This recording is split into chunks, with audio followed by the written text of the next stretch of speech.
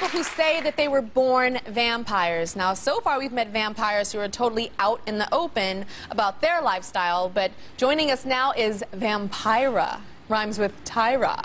And she's leading a double life. So you're leading a double life. So your name is not Vampira in your normal or the other life, right? No, it is not my legal name. It's not your legal name. So you came up with this name Vampira, but you have a job where you go to at work and you're not this.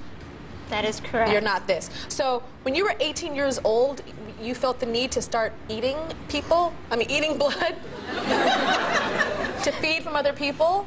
To feed off of their energy. I'm what is called a psi-vampire. I took the name Vampira from the actress. There was a horror hostess during Bela Lugosi's day. She was a pioneer in her field. Okay, so she came before Elvira. Yes, she did. Okay, so you took that name. I understand that you like cemeteries. I find cemeteries to be very grounding, very quiet, very tranquil.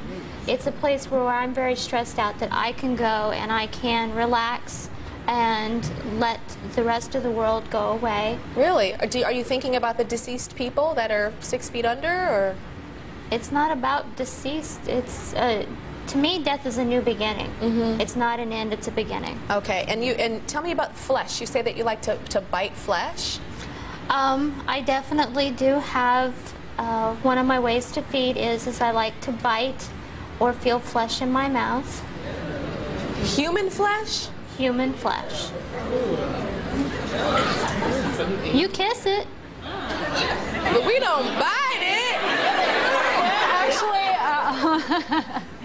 how many times in the act do you actually get that aggressive? Seriously, be real, okay? Be real. But a nibble is different than a gouge. Is she actually? Are you breaking skin? I do not break skin. Oh. That would be unsafe and unsanitary. Okay, but if there were no disease, would you break that skin? Unless No. the people had a tetanus shot. Okay, Yeah. so let's see Vampira. She was featured on WeTV's Secret Lives of Women, and she showed them, and now she's going to show us, one of her favorite things to do that helps her feed energy. Now, before we show this clip, though, I gotta say, anybody that's watching, this is not something to ever, ever try at home. Okay, you can roll it now.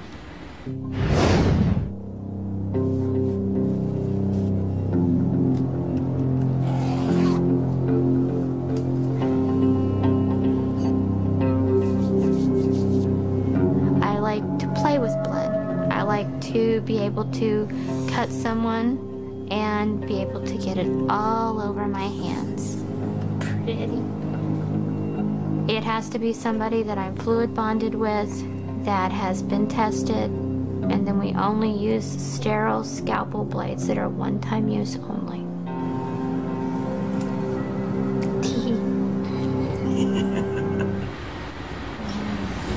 You know, I've had cutters on my show that do that to themselves. I've never seen someone cutting somebody else. So what does that make you feel like when you're cutting somebody else and you're rubbing that? Is it euphoria? Is it a sexual thing? It's a way to feed off of the energy. I don't like to feed off of someone's basic life force.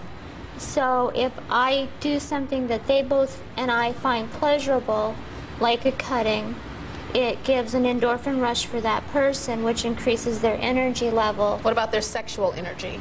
Does it increase that? That depends on the person. Do you have sex? Most definitely.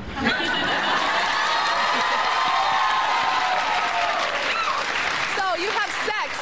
Well, Dawn is a celibate. Sarah does not have sex. So Hold on, I do have to clarify things. We do have urges, and we do understand sex very, very much so. Completely. It's very, very represented in my art. It is something that I have studied, and human nature. So we use our sexuality to even control people, but for us, we've moved into a more enlightened state. Let's just put it that way. like tantric sex? Yes. Kinda. Yes. Yes, like not going all the way. Okay. So your last donor was who when it came to your blood ritual? That was my ex-husband. That's your ex-husband. Now you have a boyfriend. Yes, I do. And you want him to be your donor?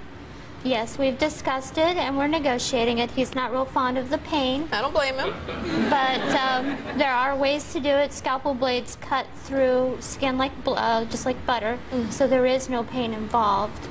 But anytime he cuts himself, he'll call me over so I can play in it. Okay, I know she has a vampire group that's like a family, and we actually have some tape of it. But again, I have to warn everyone, do not try this at home because it is very, very dangerous. Again, this is her vampire family. Check it out. This is a static electricity toy that we use to light the fires that we put on people with wood alcohol. It's simply more of the fear factor of you being on fire, and that's something that I get some energy that I feed off of. All right, here you go, babe.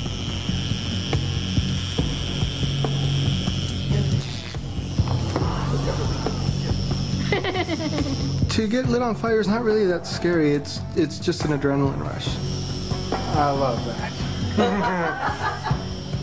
Your spiritual being is made up of elements that it is more innate to, and one of my stronger elements is fire. That was so freaky. Oh my gosh. And you see they put it out real quick because he could have burnt up. Did y'all see that? It was like light and then a poof. So who were you setting on fire? Well, that was my son. I took classes to do that. It is very dangerous. You do need to take classes and learn how to do it.